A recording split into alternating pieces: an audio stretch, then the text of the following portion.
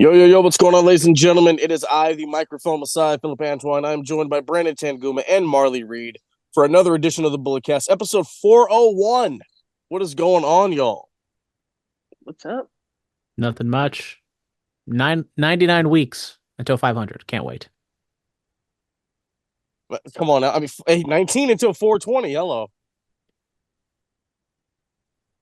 I don't partake in any of those drugs. I don't know. What? It's another milestone episode. Bro, what are you talking about? Just one puff. You got RVD on the podcast? Look, ladies and gentlemen, I can't promise anything, but I'm going to try. I'm going to try to make something happen. We didn't do a Bad Blood recap. I think, guys, I think we should get back to the recap and the pay-per-views, like at least a day after it happens, because then all your analysis has been made, but then we save probably the greatest analysis for us. I don't know. But too hyperbolic? I don't know. We'll see. Brandon, let's talk about Bad Blood. Take us through the card. So we started off, we're at, was it Allstate? Whatever. They're in Atlanta, and they do the culmination. They do a elongated version of that Metro Boomin, Cody Rhodes, Triple H vignette of them doing a stakeout. And it just didn't lead to anything. It was just videos for the sake of videos. I don't know. Triple H gave Cody like a manila pamphlet, and I don't know what those things were. It was a complete waste of time. What was going on here? Someone explain to me. Like I'm stupid. Look, I didn't see the beginning of Bad Blood. I was on my way to watch it. I did watch the Bad Blood with Marlee. Shout out Marlee. Hello. Yep. But yeah, did not see any of that. I'm sorry. No, that's okay. You didn't miss much. Hopefully you saw the open. Well, we also did get Jade, Bianca, and Naomi were hosts of Bad Blood because they came out wearing red, introduced the opening match, and then like went up to the suite that they went back to a few times.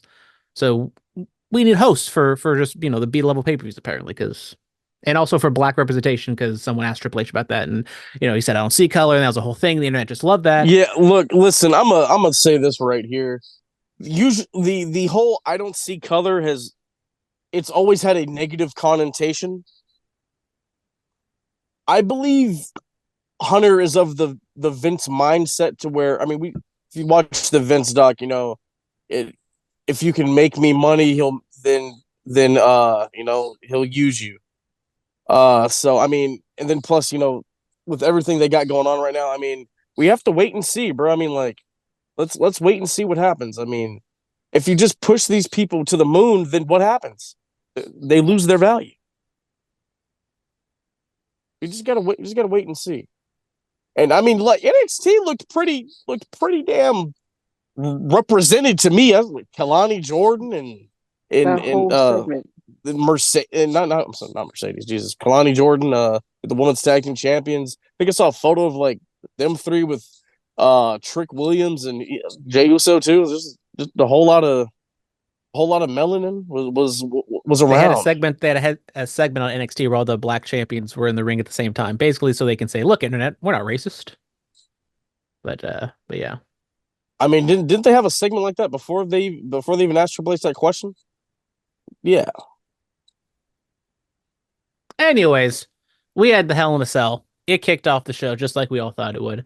This one went 31 minutes, 25 seconds. CM Punk defeats Drew McIntyre. We got blood both ways. Allegedly hard way from Drew because he took the toolbox to the dome and he got busted open on top of his head. I don't know if he was supposed to bleed later, but he was bleeding there, and he was bleeding all over the place. Referee tried to get Drew to wipe it off. He did it once, didn't do it a second time, but luckily it wasn't like that Samoa Joe Finn Balor match where they stopped the match because Samoa Joe was bleeding. That was not the case. Just absolute hard hitting, what you'd expect from both these guys. And I thoroughly enjoy this. Best match of the show by far. I would say best Hell in a Cell match since WrestleMania 28, if not better than that. This is what Hell in a Cell should be. We shouldn't have just once a year Hell in a Cell matches because that's what it says on the pay-per-view. Let's make it count. Let's have them be grudge matches. Let's have them be feud enders. And this That, is what Hell in a Cell should be. that's why Triple H just stopped it on the calendar. Yeah, yeah. We we know he talked about this already. Well, I'm just saying, we finally got the Hell in a Cell that actually meant something instead of, God bless him, but that's Seth Rollins, Bray Wyatt thing. I mean, Seth had a Hell in the Cell with Edge. I mean that feud had heat, but it wasn't this. It I mean, wasn't Finn this. Balor and Edge Yeah, had the no. Hell in a Cell. It was not that. Look, listen, this was it. They delivered on the promises. Like you said, the blood, the carnage. I mean, just the stuff they were willing to do to each other to inflict that pain. I mean, it's just Drew's little lower back.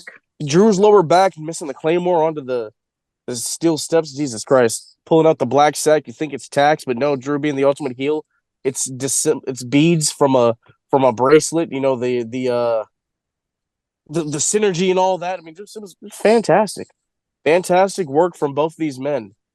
Punk putting on probably definitely one of the best matches of his career. I haven't felt heat like this with Punk since like his feud with Max. I really enjoyed this. I loved it. Marlee, what are your thoughts? I thought it was probably, like Brandon said, the best match of the night. It was hard to follow that. It was just straight carnage. I feel like it fit perfectly in the midst of all of the Halloween stuff I've been watching with the gore, the blood, the carnage, but ultimately both men delivered. I feel like if they continue the feud after this is pointless. That's like the number one way to put a cap on it. That was incredible performance from both men. Yeah, I thought there was like points in the match. I was like, okay, this seems like it's a fitting end, and then kind of hit a low point for a little bit, but then they had their next big spots, and I thought they just, despite it going a half hour, it had its low points and dragged just a tiny bit at points, but I thought they would to get me back and get the crowd back in it when they hit like whatever big marquee spot they had to do. Then we had the first women's title match of the night, Nia Jax defending against Bayley. This one goes 14-10, and as Jim Ross would say, this was bowling shoe ugly at times. There were points in the match where Michael Cole didn't know who the move was getting put on. Nia Jax tried to do a head scissors. It looked like something. It was ugly, You but got to then take also that role, bro. You just got to take that role. That's all it is. it was ugly, but it had like a physicality to it that I thought worked. It wasn't a good match, but I mean it wasn't like a great match, but I thought it was fine, and I thought the kind of botchiness of it did kind of help it a little bit. I will say, best women's match of the night. Not saying a lot, but yeah, I thought it was fine, but definitely was marked by some either there being overly ambitious with Nia or just something wasn't clicking. I mean, wanted to break some new things out. With the head scissors, like if you just, I mean, it's a timing thing. I mean, look, I've messed up head scissors too. It's just you just gotta find that timing and take that role and everything. Tiffany came out there, with the briefcase. Nia was just questioning what she gonna do. At one point, Nia squashed Jessica Carr, referee Jessica Carr. I was like, oh my. But all in all, shout out to Nia Jax. She is still the WWE Women's Champion. Marlee, what are your thoughts? It was it was a match. There were some botches, but it was all, like you said, up to timing. They did what they could with the time that they had. They recovered as best as they could. I thought Tiffany was going to cash in, but I don't know. I feel like we got to drag that out a little longer. I know I said that Tiffany was going to cash in at Bad Blood and set up something between her and Nia, but the way that it's going, I feel like it's got to drag out a bit longer. Yeah, I'm done with the Absolutely. fake. I'm done with the fake cash-ins. It's like so overplayed, and Yeah. not just like What do you mean? Tiffy, but they've done it so many times throughout the years that it's like, and you Either do clearly it or know she's don't. not. She she's not cashing in here, and so you We don't. don't know that. So I either mean, cash in or don't cash in at this point. It's like we know it's coming. Just I mean, how long's figure it it been? out. 3 months, four Do months she's you had it, and I do feel like you every pay-per-view she's done a fake cash-in, or at least one. okay, so I'll ask you guys this. Do you think the fake cash in all the time, do you think it will hurt the eventual cash in? No, because every single time It won't. you get the live crowd who wants the cash-in, and they're gonna pop because it's happening in front of them. But as the viewer, it's like okay, she's doing it again. Oh, this time she's finally cashed in. Good for her. She's tried it about 10 times at this point. Yeah, it's gonna for Ah, the I don't viewers at home, we get one nah. perspective, and like actually being there, it's a different thing because it's like people have popped for the failed cash-ins in person because watching WWE in person is way different than watching it at home. But if I was at home and I was watching the cash in, I wouldn't feel any type of way because she's done the fake cash in. It'd be like, oh, she finally did it. But in person, that'd be a different story. That'd be a different reaction. I mean, 5 minutes into the match, they were chanting Tiffy time because either they knew that that was going to happen or they didn't care about this match. It's probably more the first one than the latter. But yeah, the crowd knows something is going to happen. And then it's like, okay, yeah, we finally get the Tiffy cash in, but then it gets dragged out. And then, oh my God, what do you want to do? You want to cash it in, even though we've had this thing for however long it's been, damn near 20 years now at this point? But I think we should note that Tiffany didn't hand the briefcase to the referee. The referee took it and assumed. And that's what Tiffy's gonna say next on SmackDown because Yeah. we need to have her and Nia Jax yell at each other again. Or sorry, Nia yell at Tiffy and then Tiffy, cowers in fear. Well, she needs to. Well, yeah, I'm scared of Nia Jax my damn self. Shit. But yeah, I mean, Tiffany, she wasn't. She was just trying to help her girl out. Let's calm down with all this and the multiple cash. Look, bro, there are times where they'll do this fake cash and stuff. I always talk about the Dolph Ziggler cash in. Even he did that for 9 months. When he finally cashed it in, I wasn't in New Jersey. I was at home. I still popped like a monk. Come on now, y'all. Y'all stop. And that was stop. 11 years ago. It doesn't matter. The point. I mean, it does matter because we have 11 years of fake cash. No. The time isn't the point. But the argument was that when they do the fake cash in all the time, and when they eventually do it, the viewer at home isn't going to react. No, the argument was we've seen the fake cash in so many times that it gets played out. Yeah, it also depends on the viewer because, like, for me, I was speaking from personal experience. If Tiffany cashes in finally, I'm gonna be like, oh, she's finally cashing in. Someone else watching at home might have like a bigger reaction. It might be Tiffy time 24/7 for that fan. It's Tiffy time all the time. Y'all stop playing with me. Jesus. I mean, if she just like randomly showed up on a Raw, cashed in on Rhea Ripley winning, then it'd be like, oh, okay, she cashed in on Rhea Ripley. They're like she's the top person in the company. Like, okay, they're doing something with her, but it's like, okay, she cashes in on. Damn, Nia's not a top person in the company. That's crazy. I mean, Rhea Ripley is the number one woman in that company. It's Tiffy time all the time, and it was Tiffy time on January 6th, I bet. Oh, wow. Okay. All right. What's next? What else happened on this show? Next up, we got Jesus Christ. Damian Pierce, not Damian Pierce, the running back. Pierce. Shout out the fuck is Damian Pierce? Damian Pierce is like the third string running back for the Houston Texans. He saved my ass a couple years ago in fantasy. But no, we're talking about Damian Priest. He took on Finn Balor, and Priest won in 12 minutes, 45 seconds. It was a perfectly fine match in the middle of a pay-per-view. Could have been a Raw main event. It was good. Then the Judgment Day gets involved. Damian Priest wins, which is the way it should have happened. Let's not mess around. Have Priest win. And we're probably going to continue this feud, but Priest should not be, I don't think at this point we're finished, should not be losing against Finn Balor. It had to be on the pay-per-view because they got bad blood. God, come on now, man. Jesus. Every match on this show, the people got bad blood. Yeah, I mean, does Nia and Bailey really have bad blood? I mean, like, yes. they're not like the best of friends. Yeah.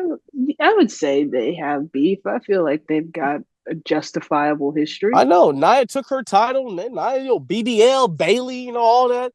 Bailey pointing out her flaws, and how she was let go from the company and all that. Yeah, that's bad blood. Do you not watch? What are you doing? You watching that other show? Like, what are you doing? What are you doing? Maybe.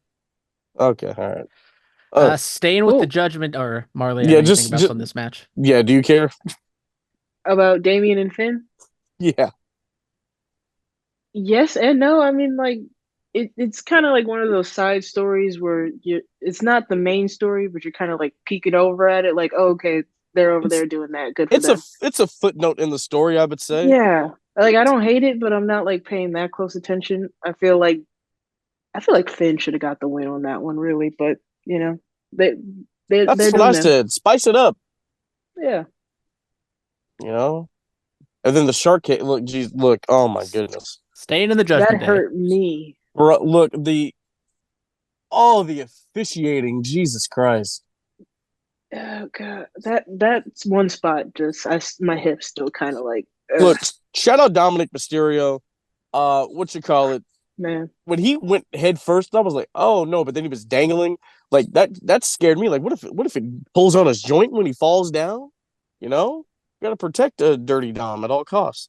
But yeah, look, the officiating was just okay. What are we doing? This was not it. I'm sorry. This ain't it. And This then was once not again, it. they break out the referee cam, which I think is a good idea. But then they Yes. just never use it, and then they use it the exact moment for Rhea Ripley to then talk to the referee and be like, "Hey, look, buddy, I know this might be a championship match, but let's like bend the rules here and don't count me out while I beat up Dominic Mysterio." I mean, are you gonna tell Rhea Ripley no? It's see, this is what people have to realize. It's always to the referee's discretion. That's what you gotta realize. You know what I'm saying? Yeah. But yeah, I mean, so Raquel Rodriguez comes back, spoiler alert. Huge pop. The roof blew off. The roof blew off in the I mean, if they were in State Texas, Farm. she's from Texas, I right? I feel bet like you it was the same pop Tiffy's gonna get when she cashes in. I bet you. no, No, Tiffany's over. That pop's gonna be no, crazy. she's yeah. It's gonna be like when damn, I can't even think of a pop. I can't even think of a pop. It was the same pop as it's gonna create its own pop. It was the same pop that Phillip was popping for at that New Japan show at the Cow Palace. I was asleep during that. Wasn't nothing like that. I'm calling out. It's gonna be like when Edge speared Jeff while he was dangling at WrestleMania 17. You're gonna get one of those pops. Yeah, it's gonna be the pop that I give when a certain person raps. Don't disrespect Tiffany like that. Don't do that because I know what the rapping you're talking about, and it's not. It's that ain't it. Yeah. Listen. This match was a dumpster fire. Yeah. Look, I mean, the referee clearly saw her interfere and rang the bell, and then Raquel dragged her on her anyway, and the bell rang. And good on the commentary. It's symbolic. That's why she did it, even though the bell rang. I'm just like, oh boy. Yeah, that was I was. And it's not like WWE to make this big of a mistake like that. I was wondering if she heard the bell ring because I was like, how could you not? What's that meme where it's like, oh no, baby, what is you doing? Yeah. It just oh boy. Oh boy. Oh boy. Welcome back. Right? I mean, I like the inclusion with her, helping Liv keep the championship. But yeah. I mean, it makes sense because Liv and Rhea just physically are not a match. And so you bring in Raquel and she's, the bigger body to take on Rhea to be more of a physical threat. Like it makes sense. And I guess they probably didn't want Rhea to win the title in, some sort of gimmick type match. And maybe we'll get a Raw main event or maybe Saturday night's main event will be, finally Rhea wins the title back. But nah, I need Rhea versus Dom at Saturday night's main event. I need that one. WWE can get away with doing that. They really can. I need that. Triple H unveiled a new championship. We're gonna have a crown jewel champion. Yeah, this shaped ain't like it. an ibuprofen because looking at it gave me a headache.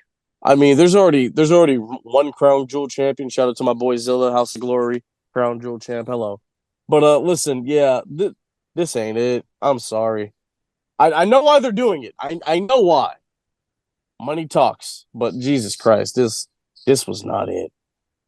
Because for the longest time, like when the Crown Jewel, whenever the Saudi show would come along, whatever story we were actually telling, it would halt and we'd do some stuff for Crown Jewel and the Saudis. Then we'd act like it never happened and just continue with the story. And the last couple Crown Jewels, like they've been coinciding with the stories. I'm like, okay, yeah, all right, they're picking up. All right, we get it. And then we're doing this, so on November 2nd, the WWE champions and the World Heavyweight champions will wrestle each other, and we will have a men's crown jewel champion and a woman's crown jewel champion. yeah, I mean, it just reeks of the greatest Royal Rumble. It's something for the Saudis to be like, oh, look, we have something special. So here it is. And like you were saying, I think they've been doing a good job of like it's just another show, but now you're making it like more obvious that it's a Saudi show now. Yeah, I mean, I'm sure they forked over some more cash for something like this, but yeah, look, this ain't it. We'll just. I mean, we got away from this at Survivor Series because you don't want one of your champions losing. It's going to be a crap finish, even though Triple H basically said we're not doing crap finishes in this. But I don't know. Goldberg was there, and then him and Gunther had a little back and forth, which was fun. And I thought maybe Gunther or Goldberg was going to get involved on Raw to cost Gunther the title match. Didn't happen, but he's still floating out there somewhere. Yeah. So when they I mean, normally Saudi Arabia would be the perfect place for Gunther Goldberg, but hell, maybe he shows up there. Maybe he shows up there. You never know. Yeah. So all of this has happened. We saw a lot of legends. So Mickey James was there. Booker T. Saw Tully and Arn. Got some horsemen on the screen. I loved it. Loved everything about it. Scott Steiner was there. Former Bullet Cast interviewee. All right, I'm sorry, guys. Mickey James, former interviewee, or she's to a drop? I forgot. She did a drop, but still, she's been on the airwaves. Yeah, shout out Mickey James. Yeah. Let's get into the main event. It was the Bloodline, Jacob Fatu and Solo Sikoa going up against the undisputed WWE champion Cody Rhodes and the OTC Roman Reigns. Solid match. They just going at it. Jacob was getting the best of Roman. Marlee, what were your thoughts on the match before we get into everything that happened afterward? I missed what happened afterward, actually. No. We'll get into that, but I missed that. Yeah. Yeah. Okay. Wow. Yeah. I thought the match was pretty. Huh? No, I was just gonna say thoughts on the match. I said the match was pretty cool. I didn't hate it. It was just another chapter in the Cody Roman solo bloodline story. It was, just a continuation. Nothing really stood out to me per se. Except, well, I know one thing that happened, but I think once we all left, I just didn't see what happened after that. Yeah, Brandon, thoughts on the match before we get to everything else? I thought the match dragged a little bit. I thought it was more of that kind of, bloodline, milking the moment, taking way too long. Like it went 25-50. I think it would have been perfectly fine, like 18 minutes. We had the fancy entrance. We had the fancy entrances for both of them, and we had the Cody entrance with the band, and then the Roman entrance with the, I forget what they're called. With the Cody with the HBCU. Listen, I get it. No, but it did fall kind of flat. No, I don't ever want to hear any of y'all out there ever again talking about how Cody is not down. Look, WWE is for us. It's for us. Stop NXT playing with me. And Cody is for us. Yes. Be a little specific. I mean, representation. The WWE champion is black. I don't want to hear anything else. We saw in AEW Cody doing these, very over the top things, and that kind of turned the crowd against him. Once again, I've been flagging this for a little bit now. This is just another instance to where this fell flat. Like the entrance seemed a tad bit. Honestly, it also didn't sound great. I don't know the acoustics or the timing or whatever the case. And it just another thing and if we're going to put Roman and Cody together, people I think like Roman a little bit more than Cody, and Cody, has these tendencies, and he has that giant mask that he wore at SummerSlam, which I think is just downright ugly. So it wasn't the stage for that entrance. Not saying it was a bad entrance, but it would have been better suited like a SummerSlam or WrestleMania. So the thing is, I felt like they should have played the opening part of it just a little bit, and then his thing hits. Wrestling is more than one royal family. His actual music hits, and then they play what they did with Roman. They played with him while his actual music was playing. You know what I'm saying? They played his whole song, and then he came out, and we got I'll still say other thing. This new music for Roman, it ain't it. Give me the old music back. It's the same. It's not the same. It's not the same. The intro is different. The intro is different. No, the body of it is different. It doesn't have that when it hits does the beat drop, it just doesn't have the same umph to it. It ain't really been hitting since Jim Johnston left us. Oh no, okay. Def Rebel, the best song they ever did was the Head of the Table, the Roman song. That was the best one they ever did. When it does that fake shield, drum beat or whatever that sound is, that nah, nah, it just the old Roman theme was way better. Or I guess, the second Roman theme, because he's had how many themes at this point now? Well, yeah, they've actually had different variations of the the Shield theme, but nonetheless, I thought the match was good. Very very good. I mean, they took their time. That's what you do when you're out there, bro. You take your time when you're out there, and I thought they did a great job of that. And then getting to the antics, Solo he's just talking trash to Roman like you lied to me, you lied to me. He sees a hooded figure while the Tongans are out there, takes off the hood. You know who it is by the braids. Super kick to Tama Tonga, super kick to Tongaloa, takes off the bandana. It's Jimmy Uso. Jimmy is back, baby. They go for it. Spear to Solo. Solo Sikoa eats a pin. He's pinned by Roman Reigns. Jimmy gets in the ring. Roman is shocked. Now, normally when Roman Reigns would when a play would happen that Roman didn't call, he would be irritated by it. He looked very wholesome, looked relieved to see Jimmy. You can see the love in his eyes, and he hugs him and whatnot. And then they walk away. Cody's getting beat up by the bloodline again. Jacob's going up to the top. Jimmy's like, "You gave him your word, and Roman's like, "It's done, it's done." And Jimmy's like, "Well, hey man, I'm with you. What you want to do, Oos?" And then they go in there, save Cody from the bloodline, and yeah, Roman hands Cody the championship, and the final boss. The final boss's music hit.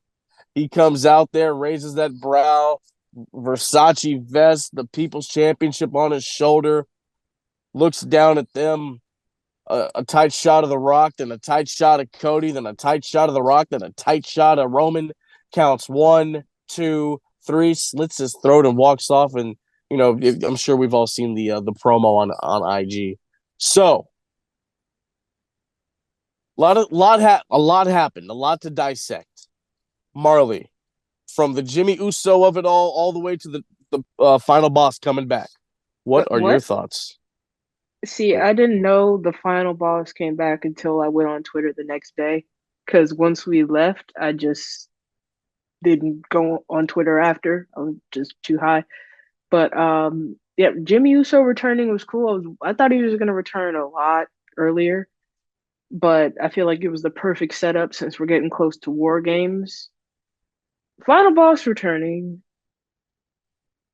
I should have been saved for Survivor Series. Personally, this was not the stage for a lot of things that happened. Bad Blood was not that stage. I feel like it's. I mean, we don't even know what's going to happen. Rock hasn't explained why he came back and what's going to happen. But he could still push that towards Survivor Series. There's still time at the end of the year. Yeah, I mean he maybe this coming back is what helps promote Survivor Series coming up. We don't know yet. Brandon, what are your thoughts? I thought the Jimmy return was just perfectly done, especially from like a cinematic standpoint. The shot through the ropes, he pulls down the hoodie and the bandana to reveal his face. I thought that was fantastic. It was just like one thing after another with the end of Bad Blood, and I was like watching baseball at the same time. And UFC was like 20 minutes away, so I'm like kind of just all over the place trying to keep up with it all. And then The Rock comes back, and then Shohei Ohtani, it's a game-winning home run, like 2 minutes apart from each other. It was a great time. But yeah, The Rock coming back, I don't know what it means. I don't know if there's anything official for SmackDown this Friday, but we've been waiting for this. It seems like we're getting Cody Rock, I think at WrestleMania. I don't know if they blow their load at Royal Rumble or something like that. So a couple things can happen. He counted 1, 2, 3. So I mean, obviously people are like, okay, he's gonna get Jimmy, Roman, and Cody. Some people are like, oh, are we gonna get a triple threat at WrestleMania 41? You don't know. Because I mean, like we still don't know, man. Like, one thing is tickets for WrestleMania go on sale in like 2 or 3 weeks. So if Rock cuts a promo, like basically saying like, Cody, I'm gonna face you at WrestleMania, that would make sense for them to try to boost up pre-sale and those type of ticket sales. Yeah. Row 2 tickets for WrestleMania are like $50K. That's insane.